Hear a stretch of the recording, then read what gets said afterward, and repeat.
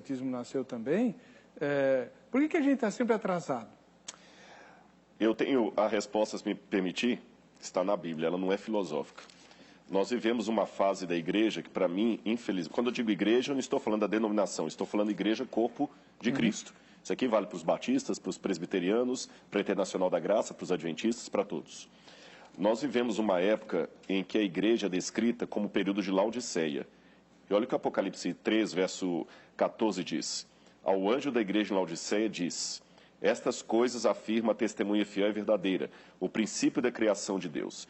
Conheça as tuas obras, que não és frio nem quente. Quem dera fosses frio ou quente. Assim, porque és morno, nem és quente nem frio, estou a ponto de vomitar da minha boca. Esse é o problema da igreja.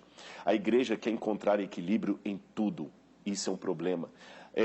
A gente não quer mais ser o povo, o esquisito, a seita. Nós queremos ser amados, aplaudidos, e por isso nós mercadejamos o evangelho em troco do politicamente correto. Veja bem que interessante.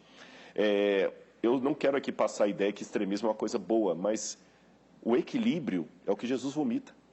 Porque um extremo é o quente, outro extremo é o frio. Ele está vomitando os mornos. O que quer dizer com isso? Quer dizer o seguinte, meu amigo, você que está assistindo de casa. Você pode ter equilíbrio entre as coisas de Deus. Você deve ter equilíbrio entre a oração e o jejum, entre a leitura da palavra e a pregação da palavra. Mas não dá para ter equilíbrio entre o céu e o inferno, entre Deus e o diabo, entre o mundo e o reino de Cristo. Mas, infelizmente, hoje, a igreja se acomodou. E, pastor, eu lamento falar isso com muita tristeza no meu coração, porque eu estou falando de mim mesmo. A Bíblia fala, todos aqueles que querem servir fiamente a Jesus padecerão perseguição. Por que então que a perseguição se encontra em grande parte adormentada?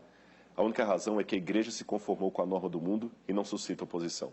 Mas o dia que nós suscitarmos oposição, eu acredito que as fogueiras da perseguição se reacenderão como nos dias apostólicos. Não há a menor sombra de dúvida em relação a isso.